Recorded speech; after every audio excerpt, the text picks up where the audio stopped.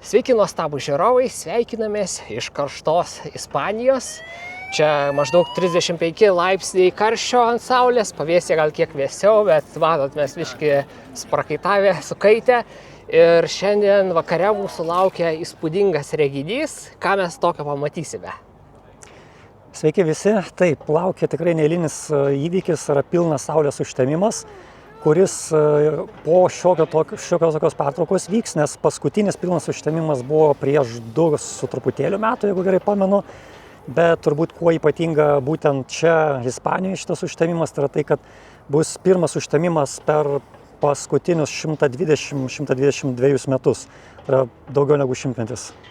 Ir tai yra ne pirmasis visiškas užtemimas, kurį tu stebi, ar ne? Ar gali papasakoti ankstesnės savo patirtis ir ko galima tikėtis, kokie tie pojūčiai, kas yra pamatoma? Man tai bus jau 3. pilnas saulės užtemimas ir irgi tam tikrą prasme jubiliejus, nes dabar atvykdamas aš tik tai atkreipiau dėmesį, kad lygiai prieš 20 metų aš mačiau paskutinį užtemimą. Tai buvo 2006 metai, mes vykom stebėti prie Egipto ir Libijos pasienio. O dar pats pirmasis tai buvo 1999 metai, tuomet mes Vengrijoje stebėjom pilną užtemimą. Ir čia vat vėlgi atrodo, kiek tokių įdomių sutapimų atsiranda visai netikėtai. 99 metų užtemimas buvo paskutinis pilnas užtemimas, kuris buvo matomas žemyninėje Europoje.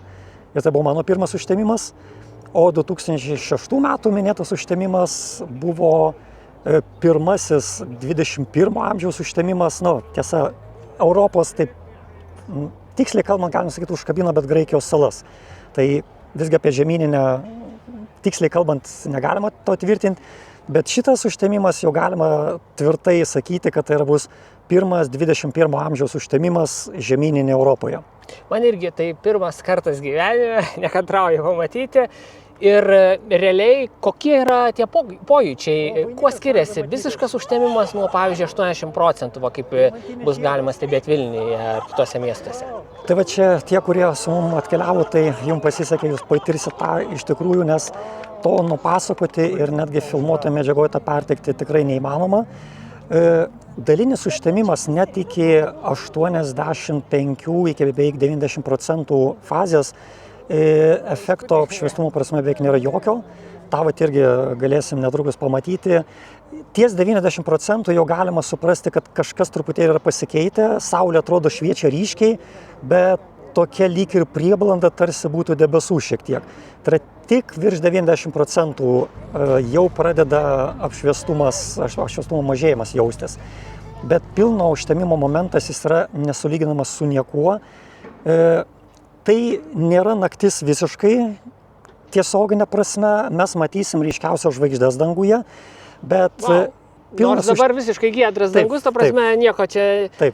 Tai pradės ryškėti netgi žvaigždės pilno užtemimo metu. Stipriausias efektas yra tai, kad mėnulio šešėlis jis yra maždaug 100-150 km pločio.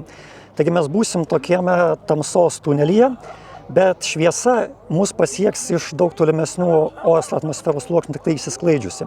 Taigi mes būsim tokioje nakties saloje, bet aplinkui mus visur horizonte bus, atrodo, tarsi aušra, tarsi švinta 360 laipsnių aplinkui. Tai atsakau, tas pojūtis jis yra tiesiog žodžiais neperteikiamas. Ir čia būtent reikia 100% užtemimo, ar ne? Čia reikia taip. Neužtenka ten 98%, pavyzdžiui. Net jeigu 99% saulės likę šviesos yra tiek daug, kad tai yra vis tiek šviesu, danguje nieko nesimato apart saulės. Tai tik tai 100% tarp pilnas užtemimas yra tas tikras, kai kurie netgi tokie jau visai užkietėję užtemimų medžiotojai, tai netgi dalinių užtemimų jie neskaito kaip užtemimo, jiems tai yra toks šiaip kažkas, tai tik tai 100% tai yra užtemimas. Ir tai truks labai neilgai, ar ne? Tas 100%, pusantros minutės, truputėlį daugiau, ar ne? Šis užtemimas yra vienas iš trumpesnių. Čia šioje vietoje jis mums truks 1 minutę 40 sekundžių. Ilgiausiai jis matomas bus Grenlandijoje, Ispanijoje, arba tiksliau dabar, kai mes kalbam, tai yra jau jis ten vyksta, man regis, ten bus 2 minutės su trupučiu. Kodėl skiriasi užtemimo trukmė, tai yra priklauso kiek tuo momentu mėnulis toli nuo Žemės. Nes kuo toliau jisai nuo Žemės, tuo jisai danguje yra mažesnis, mažiau Saulės uždengia, taigi jisai tarsi greičiau Saulės diską praslinka. Maksimaliai pilnas užtemimas gali trukti nepilnas 7 minutės. Tai va čia beje, kas jeigu nespėjot, nepamiršot ar nepastebėjot, nesusiplanavot užtemimo atvykti šito pilno stebėti, tai čia irgi gera žinia, lygiai po metų, kitų metų rugpjūčio 2 dieną laukia kitas pilnas užtemimas, jisai beje taipogi bus matomas Ispanijoje, bet taipogi iš šiaurinio Alžyro, šiaurinio Maroko, iš Egipto, ir jis bus pats ilgiausias pilnas užtemimas per visą 21 amžių. Jisai Egipte, jo maksimumas bus ilgiausias, truks šiek tiek virš 6 minučių. Tai vat kas, jeigu mėgstat medžioti tokius jau pačius momentus, tai kalendorijoje pasižymėkit 27 metų rugpjūčio 2 diena. Ir tada jau reikia važiuoti į Egiptą, tam bus ilgiausias pilnas užtemimas per visą 21 amžių. Ir to užtemimo metu ar pasijaučia, kad atvėsta temperatūra? Taip, tas vėlgi įspūdis yra tai, kad labai greitai tas virsmas iš dienos pereina į naktį. Pasidaro vėsiau, apčiuopamai vėsiau, bet žinoma, ypatingai pirmą kartą stebintiems, ten to adrenalino yra tiek, kad tik tai vėliau gali atgaminti mintyse, kad to buvo kažkas šalta, kažkas kitaip. Bet irgi iš mano pirmo užtemimo prisimenu, mes Vengrijoje buvom ir pasirinkom tokią vietą specialiai gamtoje. Buvo tada, beje, man regis, irgi vasara, galbūt irgi rugpjūtis, nesu tikras dabar. Bet kai staiga sutemsta, tas įvyksta per maždaug sekundę. Paukščiai, kurie tuo metu čiulbėjo, jie nutilo staiga, o netrukus gal po keliolika sekundžių pamatėm, išskrido šikšnosparniai. Nes jiem staiga atsirado naktis. Tai vat gamtoj tas virsmas tikrai vyksta labai smarkiai, greitai. Čia aš nemanau, kad mes tą šiandien pajusim, šiandieną, nes gana trumpai tas viskas įvyks, labai greitai, bet tamsos atvėsimo tą momentą tikrai pajusim.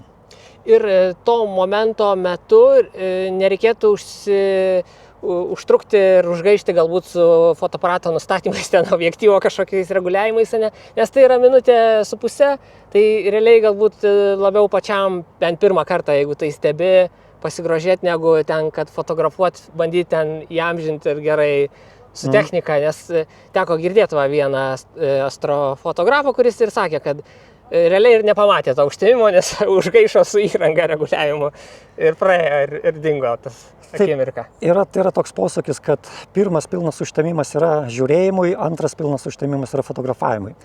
Tai yra, jeigu iš anksto, kas, tarkim, nėra surepetavęs visos fotografavimo jėgos arba nėra patyręs, tai tada tikrai siūlyčiau nevargti, nes stipriausias efektas yra tas pojūtis, yra vizualus.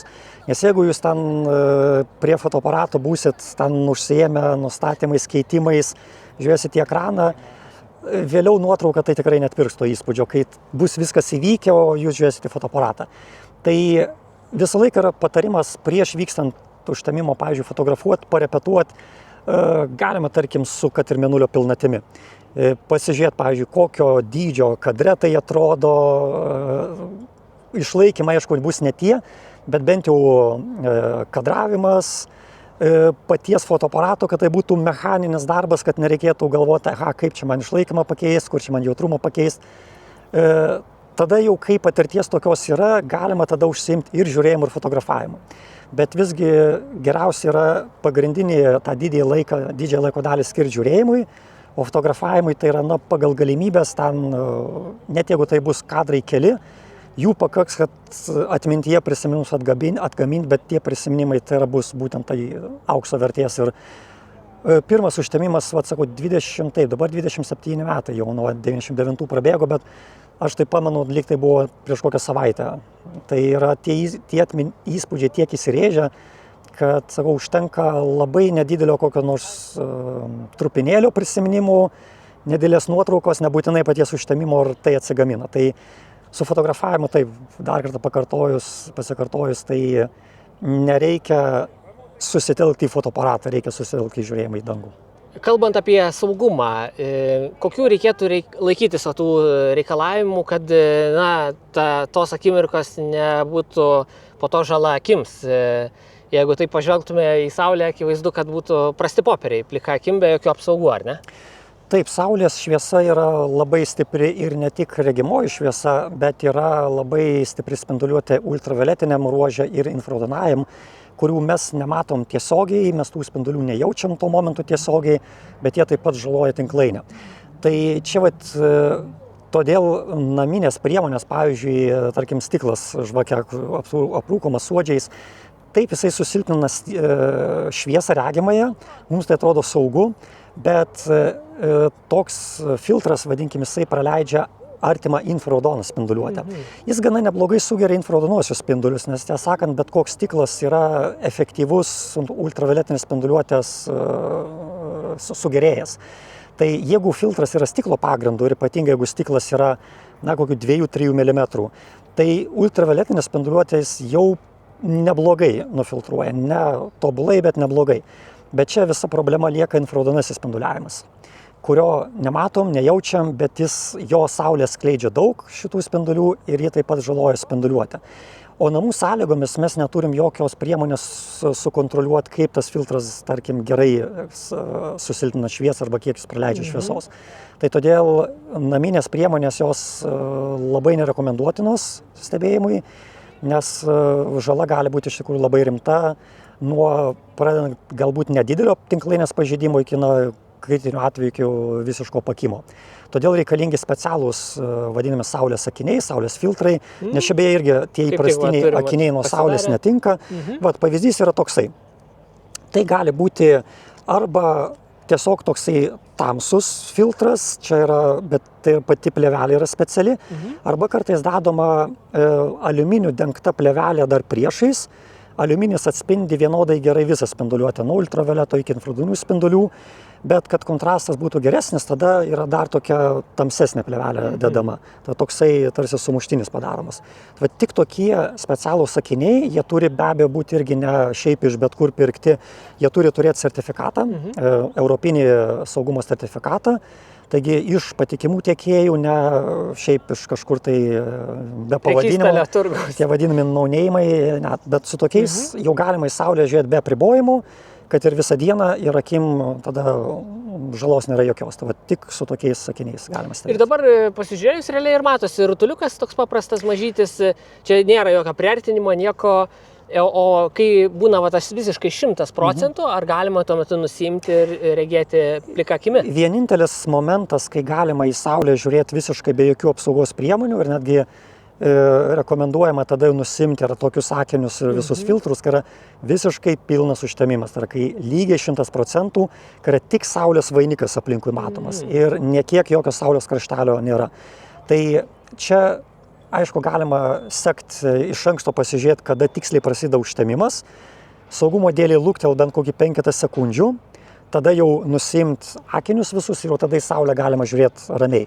Bet tada irgi neužsižaist, neužsimiršt, galbūt iš anksto nusistatyti laikmatį, kuris vėlgi praneštų kokiem likus 10 sekundžių iki mėnulio nuėjimo nuo disko, kad tada jau akinius užsidėti ir jau tada vėl pradėti žiūrėti saulę, nes net ir trumpas tas blyksnis, jis yra labai ryškus saulės šviesos.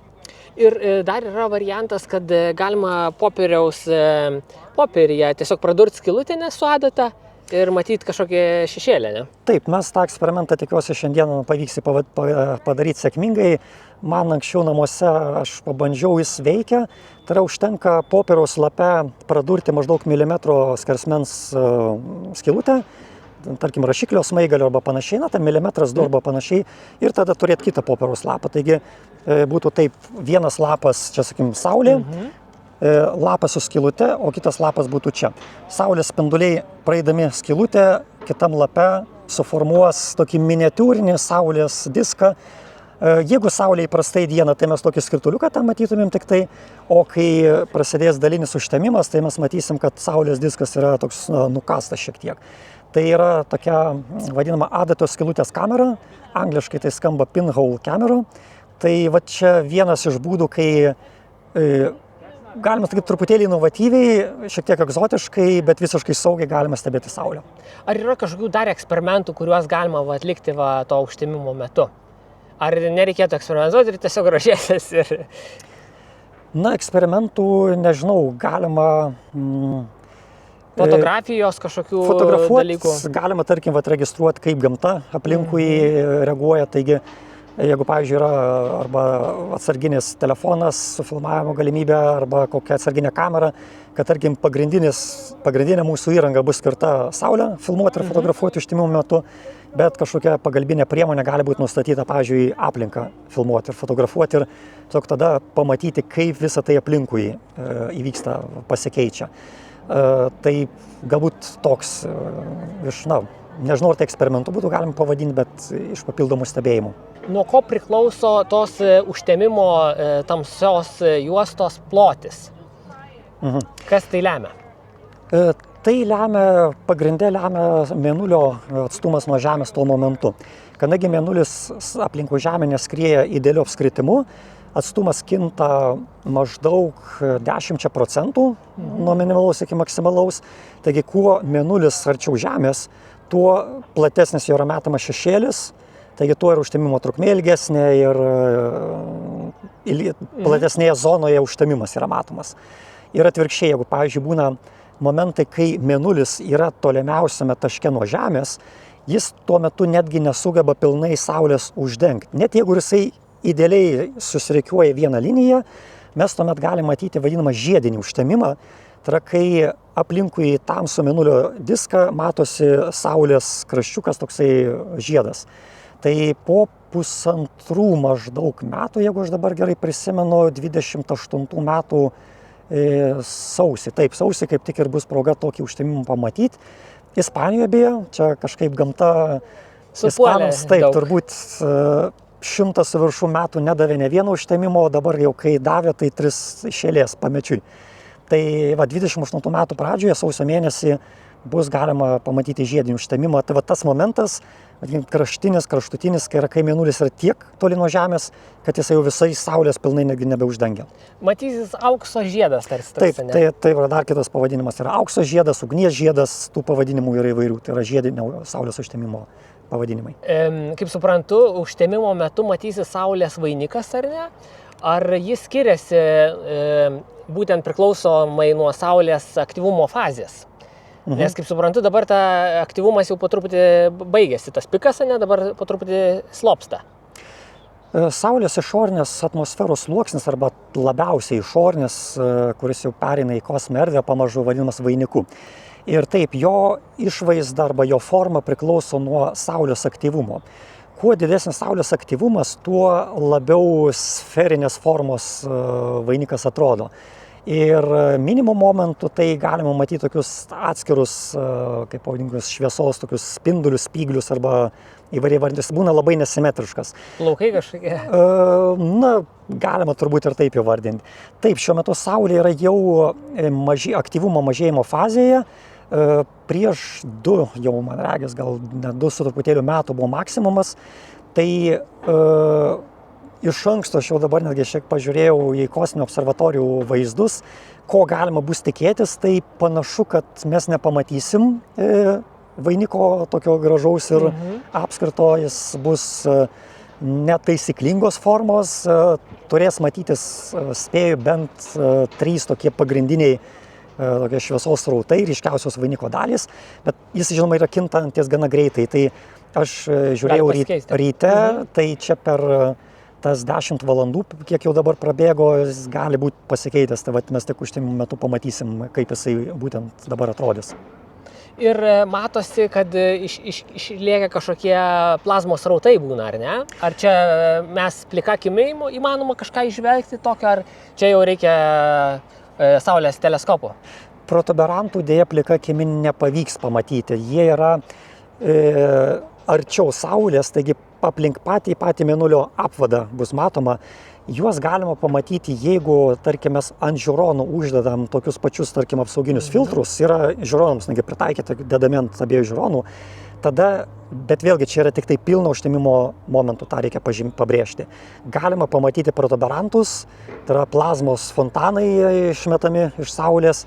Ir vėlgi, kadangi užtemimas vyksta palyginus trumpai, tai yra minučių klausimas, tai nepamatysim jų kintančių. Jie atrodys tiesiog tarsi sustingę tam momentui, bet juos pro žiūronus pamatyti galima. Na ir ypatingai, jeigu aišku yra ir teleskopas, vėlgi su apsauginiais filtrais, pilno užtemimo momentu, tada netgi dar geriau protuberantus galima būtų pamatyti, bet plika akimi jie yra per daug smulkus ir jų nepavyks žiūrėti. Dar pagalvojau, ar įmanoma išsinuomoti teleskopą tai dienai. Nes mes, pavyzdžiui, tie mūsų lagaminai, aišku, žinai, keliauja, nenori ten prisikrauti didelių ir svoris ir visa kita. Ar toj pačioj Ispanijai, pavyzdžiui, galbūt yra kokie nuomos punktai, kur galima būtų išsinuomoti įrangą ir po to grąžinti? Aš nesidomėjau būtent tokią galimybę, bet aš nebejoju, kad turėtų būti tai įmanoma. Bet vienintelis turbūt arba svarbiausias patarimas, jeigu kas norėtų tokią idėją pabandyti gyvendinti, tai reikėtų bandyti gerokai iš anksto rezervuoti. Nes jeigu ten atvyksit, nežinau, net turbūt ir kelios dienos iki užtemimo, tai aš beveik garantuoju, kad tie visi teleskopai, jeigu jie bus nuomojami, jie bus jau užgraibstyti ir jau arba nebebus. Labai brangus. Brangus galbūt, jie bet kuriuo atveju greičiausia bus pabranginti, nes tai yra neeilinis įvykis, bet manau, kad jų tiesiog nebus laisvų. Tai nuomos, sakau, nepasidomėjau, tikėtina, kad tokia galimybė yra, bet reikia apie tai galvoti jau gerokai iš anksto, likus tikrai daugeliu mėnesių iki užtemimo datos. Dar ar teisingai suprantu, kad būtent užtemimo metu, kai išsirikiuoja Mėnulis ir Saulė toj pačioj pusėj, susidaro didesnė gravitacija ir vandenynuose bus labiau patrauktas vanduo.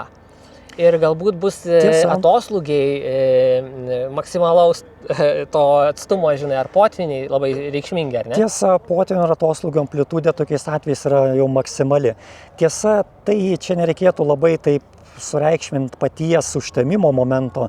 Tiesą sakant, kiekvieną mėnesį jaunaties fazė Mėnulis atsiduria tarp Saulės ir Žemės.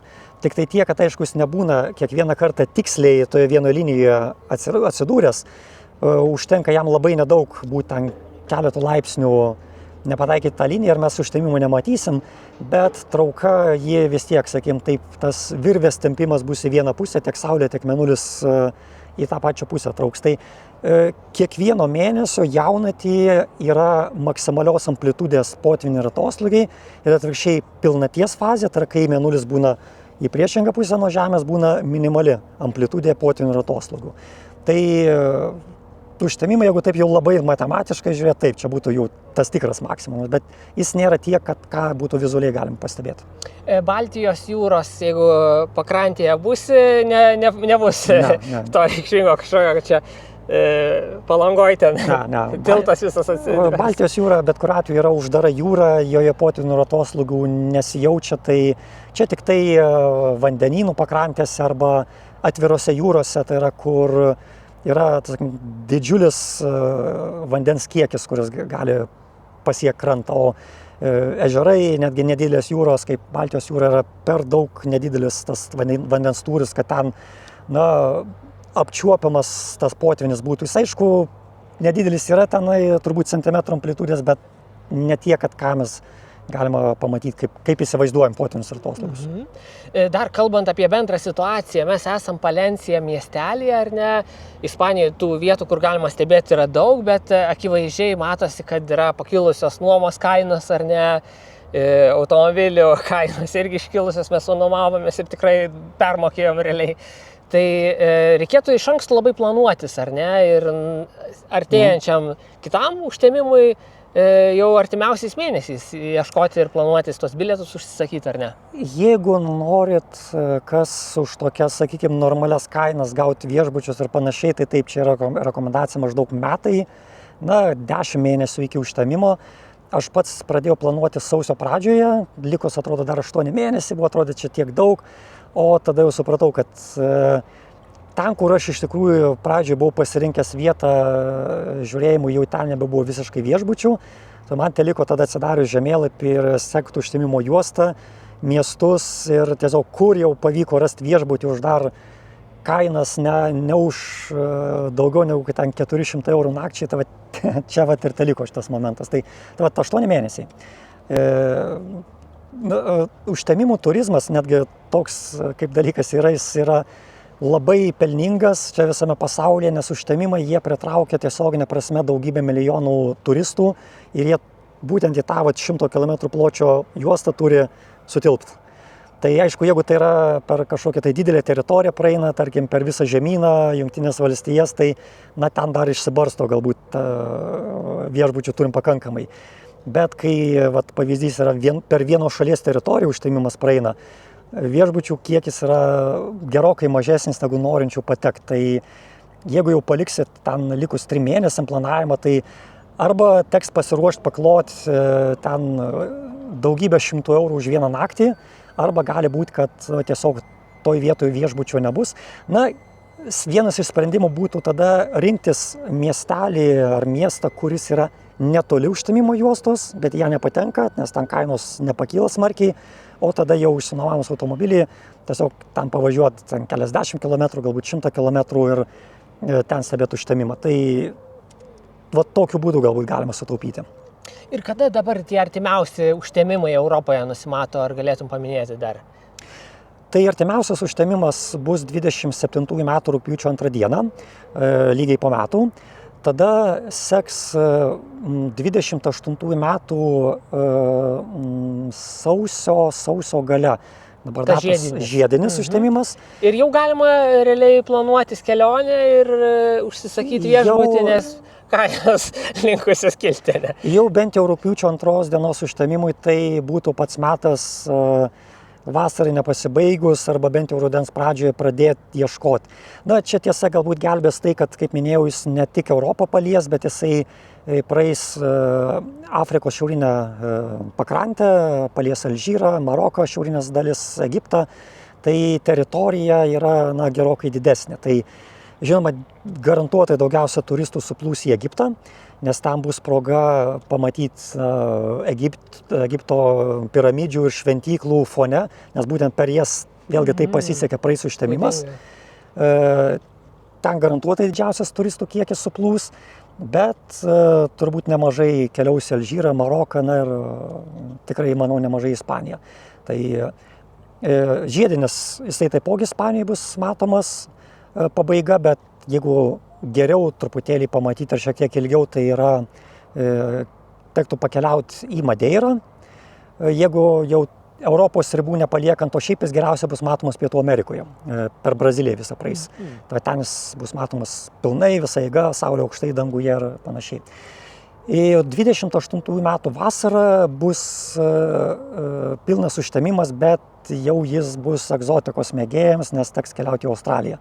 Jisai bus visiškai priešingai nuo mūsų žemės pusrutulio pusėje. Tolokai truputėlį, bet bus tikriausiai lietuvių, kurie planuos tokias keliones. Ko gero, tai čia turbūt artimiausi užtemimai, kuriuos atmintyje dabar turiu per artimiausius maždaug 2 metus, o pilni užtemimai šiaip vidutiniškai kartojasi kas maždaug 15 mėnesių. Tai metai su trupučiu, bet čia kalbant apie visą žemę, aišku, būna kartais taip, kad tas užtemimas per Antarktidą praeina, tai jau sunku nukeliauti iki tenai. Kažkur žiūrėjau, kad Lietuvoje pilnas užtemimas, mes jo nesulauksim, jis virš 130 metų, ar kiek ten dar reikia laukti, tikslaus dabar nepamenu to skaičiaus. 2140 ar 50, kažkas tie metai, tai bus 22 amžius, jau arti vidurio, tai ne tik mes, bet ne vienas iš šiuo metu gyvenančių žmonių Lietuvoje pilno užtemimo nepamatys.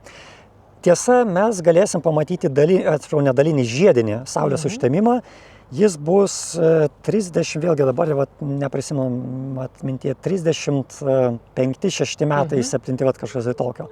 Jisai praeis šiaurės rytinę Lietuvos dalimi. Tai Biržai, Utena, Visaginas, kiek pamenu, tie miestai pamatys žiedinį saulės užtemimą. Bet dar liko 10 metų. Tikėkime, pamatysim, pasigrožėsim, jeigu bus giedras dangus. Jeigu bus giedra, taip. Ir pabaigai, ar yra kažkokie atliekami moksliniai stebėjimai, tyrinėjimai būtent saulės užtemimo metu? Ar šiuolaikiniam mokslui, kai mes turime ir kosminius palydovus, ar ne, ir visokius zondus, ir įvairios misijos yra Saulės, ar ne, tyrimų. Ar tas užtemimas yra kažkuo svarbus, nežinau, pavyzdžiui, Ispanijos observatorijos, ar dirbs mokslininkai, ar grožėsis labiau? Nebejotinai ne tik Ispanijos, bet ir viso pasaulio astronomai tokios progos nepraleidžia. Nes taip, dabar mes turim daug kosminių observatorijų, specializuotų teleskopų, bet jie neatstoja visiškai to pilno užtemimo fazės.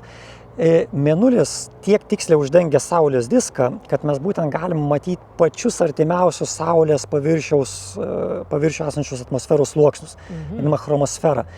Dirbtiniam priemonėm galima sukurti tokį vadinamą dirbtinį užtemimą. Netgi, tiesą sakant, Europos kosmoso agentūra turi tokių palydovų duetą. Vienas palydovas veikia kaip ekranas, toks tarsi imituoja mėnulį, kuris užstoja Saulę, o kitas palydovas to palydovo šešėlyje skrenda ir gali stebėti Saulę. Fiziškai uždengia tiesiog vaizdą. Vat ir čia yra vienas niuansas, kaip tik link ko, to jau jis uždengia truputėlį daugiau negu kad Saulės diskas. Čia yra dėl fizikinio reiškinio vadinama difrakcija, tai yra šviesos spindulių užlinkimas aplink kažkokią kliūtį. Reikėtų padėti kosminį aparatą už bent kelių tūkstančių kilometrų ir tada parinkti jo dydį taip, kad jisai tiksliai Saulės diską uždengtų ir tada būtų galima imituoti tą tikrąjį Saulės užtemimą. Dabartiniam kosminiam technologijom dar nepavyksta per tokiu dideliu atstumu išlaikyti palydovų taip tiksliai orientuotų vienas kito atžvilgiu. Reikėtų kuro daug, ta prasme, manevravimui, padėties nulaikymui. Taip, nes tai reikėtų labai tiksliai geometrinę poziciją išlaikyti. Tai todėl, kad neturi astronomai galimybės tyrinėti pačių artimiausių Saulės atmosferos sluoksnių, chromosferos, tai pilni Saulės užtemimai yra išnaudojami. Netgi šito užtemimo momentu, nors užtemimo juosta eis per Atlanto vandenyną, NASA siunčia savo specialų reaktyvinį lėktuvą, aprūpintą specialiais teleskopais Saulės stebėti. Jisai vysis mėnulio šešėlį, aišku, greičiai nepalyginami, bet visgi lėktuvas sugebės maždaug 4, man regis, ar 5 minutės išbūti šešėlyje. Nors šiaip jisai mums pasibaigs per mažiau negu 2 minutės, o lėktuvas sugebės dvigubai ilgiau sekti. Tai tam būtent ir bus fotografuojama, filmuojama reiškiniai vykstantis Saulės chromosferoje. Tai pakartojant, net ir šiais laikais, modernių teleskopų, modernių kosminių observatorijų laikais, pilni Saulės užtemimai, jie nėra dar visiškai praradę savo mokslinės vertės. Tai dalis žmonių dirbs tuo metu ir reguliuos instrumentus ir rinks mokslinius duomenis ir bus po to analizė daroma. Astronomai, kurie tyrinėja Saulę, tai taip, čia jiems yra puikia proga surinkti, gauti tokius duomenis, kurių kitais momentais, kai nėra pilno užtemimų, tiesiog neįmanoma gauti. Ar Lietuvoje yra tokių Saulės observatorijų stebėjimo? Neturim, ar ne? Lietuvoje dėja neturim Saulės stebėjimų, nei teleskopų specializuotų, nei mokslininkų dirbančių šitoj srity, tai Lietuvoje neturim. Kągi, noriu padėkoti astrofizikui Vidui Dobrovolskui iš Vilniaus universiteto ir mes laukiame to vyksmo, kuris už kiek laiko čia beliko. Taip, tuoj pasakysim, čia dabar nuo šio momento mums liko valanda. Tiksliau, jeigu jau tiksliai kalbant, 55 minutės. Ir tos sąlygos, nors čia Ispanijoje truputėlį gaisrų esama, tie karščiai ar ne, kažkoks smogas horizonte, kažkiek yra kietųjų dalelių ore, ar ne. Bet vis tiek mes matysime tą vyksmą, atrodo, kad giedra, ar ne? Atmosfera nėra jau tokia visiškai skaidri, kaip galbūt norėtųsi tikėtis, bet šiuo momentu bent jau dangus skaidrumas yra pakankamas, kad momentas, kai bus pilnas užtemimas, Saulė čia bus dar pakankamai aukštai, kad mes vainiką galėsim matyti gerai, aiškiai. Tik tai manau, kad jau paskutiniai dalinio užtemimo momentai, kai jau Saulė bus prie pat jau nusileidimo, jau gali būti Saulė bus smogo, greičiausio dūmų dalelių bus jau tiek smarkiai pritamdyta, kad galbūt jau net ir apsauginių filtrų nereikės. Bet čia kol kas spėlionė, aišku, apsauginiai filtrai yra visą laiką būtini.